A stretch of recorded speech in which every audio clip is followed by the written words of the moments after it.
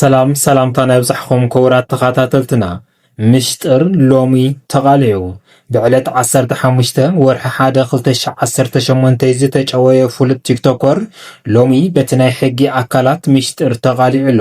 እዚ ምስጢር እዚ እንታይ ይመስል ዝብል ዝርዝር ሓበሬታ ናዋኹም ክነብል ኢና። ብተወሳኺ ድማ TDF ማለት እውን ምክልኻል ሓይልታት ትግራይ ኣብ ከተማ ኣትዮም ምግቢ ንኸይምገቡ ተኸልኺሎም ከልካሊኦምን ንምንታይ ተኸልኺሎም ዝብሉ ዝርዝር ሓበሬታ እውን ናዋኹም ክነብል ኢና። እዚኦምን ዝኣመሰሉን ሓበሬታታት ናዋኹም ሒዝና መፂና ኣለና። ሓደሽቲ ዝኾንኩም ሳብስክራይብ እናበልኩም ኣባላትና ድማ ላይክ ሸር እናበልኩም መደባትና እስካብ መጨረሻ ሓዊርኩም ናጽኑ። እምበኣርከስ ብዕለት 15 ወርሒ 1 2018 ዝተጨወየ ፍሉጥ ቲክቶከር መሃራይን ኣዘናግዕን ዝኾነ መደባት ሒዙ መፂኡ ኩሉ ግዜ ናብ ሕብረተሰብ እናመሓላለፈን እናምሃረን ዝርከብ ዝነበረ መጭወዩ ምክንያት ከም ዘይተፈለጠ ነገር ግን ከም ዝተጨወየ ዝፍለጥ እዩ ነይሩ። ንሆሎም ድማ ናይዚ ሰብ እዚ መጭወዩ ምክንያት ተፈሊጡ።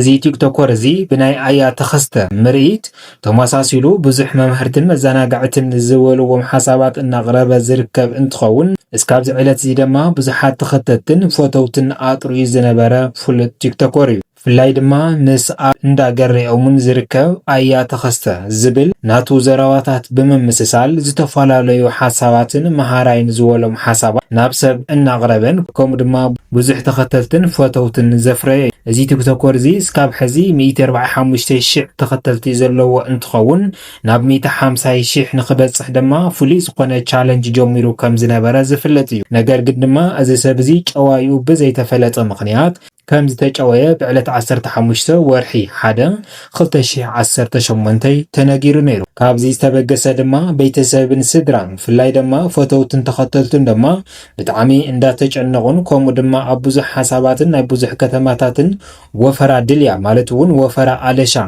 ኣካይዶም ከም ዝነበረ ዝፍለጥ እዩ።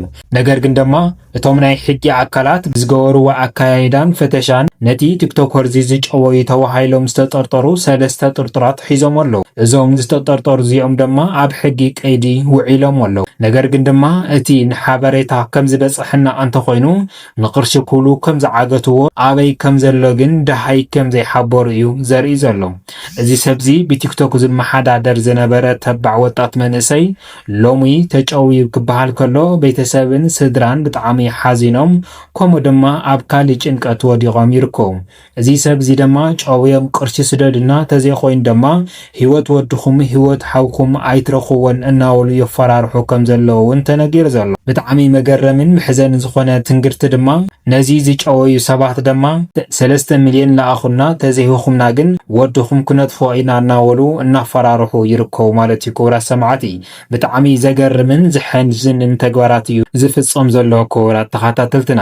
እምበኣርከስ ናይዚ ሓውና እዚ ድምፂ ንክኸውን ከምኡ ድማ እዞም ሰባት እዞም ዝጨወዩ ሰባት እዚኦም ብናይ ሕጊ አካላት ንክተሓዙ ናይ ኩላትና ሓላፍነት ስለ ዝኾነ እዚ ቪድዮ እዚ ናብ ኩሉ ሸር እናበልና እዚ ሓውና እዚ ብሂወቱ ንክነትርፎ ናይ ኩላትና ሓላፍነት እዩ። ማለት እውን ኣብዚ ሕዚ እዋን ዝፍጸሙ ዘለዉ ተግባራትን ፍጻሜታትን ብጣዕሚ መደንገፅን ምሕዘንን ዝኾነ ተግባራት እዮም እናተረኣዩ ዘለዉ። ቅድሚ ሕዚ ፊልሞን ሓውና ካብ ዝጠፍእ ንልዕሊ 2 ወርሒ ዘቁፀረ እንትኸውን እስካብ ዕለት እዚኣ ድማ ዳሂ ፊልሞን ሓውና እስካብ ሕዚ ከም ዘይተረኸበን ጥርጥራት ከም ዝተሓዘ ባጃጅ እውን ከም ዝተሓዘት እሱ ምስኡ ዝሰርሕ ዝነበረ ወዲ እውን ኣብ ቀይዲ ሕጊ ከም ዝወዓለ ዝፍለጥ እዩ። ነገር ግን ድማ ሂወት ፊልሞን ሓውና ኣሎ ዶ የለን ዝብል እስካብ ዕለት እዚኣ ዝተረኸበ ሓበሬታ የለን። ስለዚ ድማ እዚ ፍሉጥ ሓውና ቲክቶከር ሎሚ ተደጊምና ኣሎ። ናይ ኩላትና ሓላፍነት ስለ ዝኾን ድማ እዚ ናይዚ ሓውና ሂወት ንምትራፍ ኩላትና ክንረባረብ ኣለና። ንግዚኡ እዞም ሰባት ኣይተተሓዙን ዘለዉ ጥርጥራት እዮም ተታሒዞም ዘለዉ።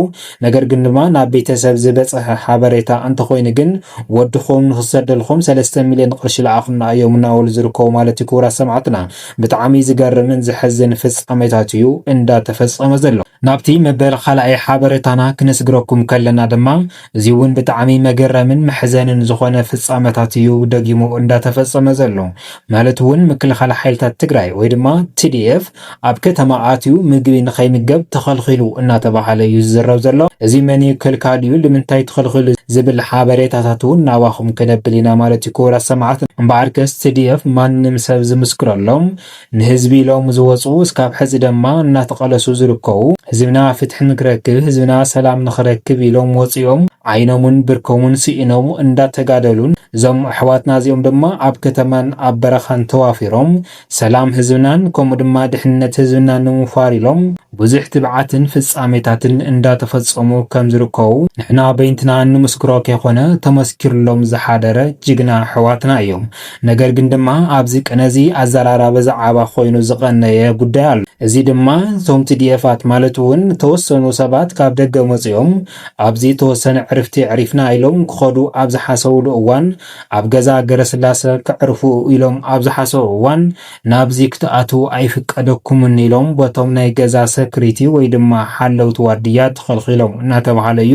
ነዚ ድማ ንኹሉ እናቆጥዕን እንዳናጋገረን ይርከብ። ማለት እውን ኣብቲ ገዛ ገረስላሴ ውሽጢ እማን ስለ ዝነበረ እዩ ወይስ TDF እዩ ምግቢ ኣብ ከተማ ንኸይበልዕ ተኣዚዙ እናተባሃለ ብኩሉ ማሕበራዊ ሚድያ እንዳተነገረን ከምኡ ድማ ኣቆጢዑ ዝርከብ ተግባር እዩ ተፈጺሙ ዘሎ ክቡራት ሰማዕትና። እዞም ሰባት እዚኦም ኣብቲ ምስሊ ከም ዝተርእይዎም ንሶም ጥራሕውን ኣይኮነን ካልኦት እውን ኣለዎም። ኣብቲ ገዛ ተዘናጊዕና ተፃዊትና ክንኸድ ኢሎም ኣብ ዝሓሰብሉ እሞ ድማ ብናይቶም ወጪ ብናይ ባዕሎም ወጪ ኣብቲ ገዛ ከኣትዉ ኣብ ዝሓሰብሉ እዋን ብክልተ ሰለስተ ኣብቲ ገዛ ዝሕልው ሰባት እዮም ተመሊሶም። ንምንታይ ትመልስዎም ኣለኹም ዝበሉ ናብቲ ገዛ ተፀውዕቲ ወይ ድማ ተዓደምቲ ዝኾኑ ሰባት ድማ ኣይ ኣብዚ ክበልዑ ኣይኽእሉን እዚ ቦታ እዚ ንዕኦም ኣይምጥኖምን ዝብል ብዝሕርቕ ዘረባን መልስታትን ከም ዝተዛረብዎም ተሓቢሩ ኣሎ። እዚ ድማ ንኹሉ እናቆጥዐ ዝርከብ ፍጻመ እዩ። ነገር ግን ድማ ኣብቲ ውሽጢ መን ስለ ዝነበረ ወይ ድማ ገዛ ገረስላሰ ንምንታይ እዩ ንTDF ምግቢ ከልኪሉ እናተባሃለ ድማ ብናይ ሕጊ ኣካላት እንዳተጻረየ እዩ ዘሎ። እዚ ሓበሬታ ምስ ተጻረየ ድማ ናዋኸም እነብሎ ንኸውል ማለት እዩ ክቡራት ሰማዕትና። ነዚ ተግባር እዚ ኮነ ኢሎም ክፍጽምዎ ዝኽኣሉ ድማ በቶም ላዕለዎን ኣካላት ማለት እውን ኣመራርሓታት ክረኣዩ ኣለዎ።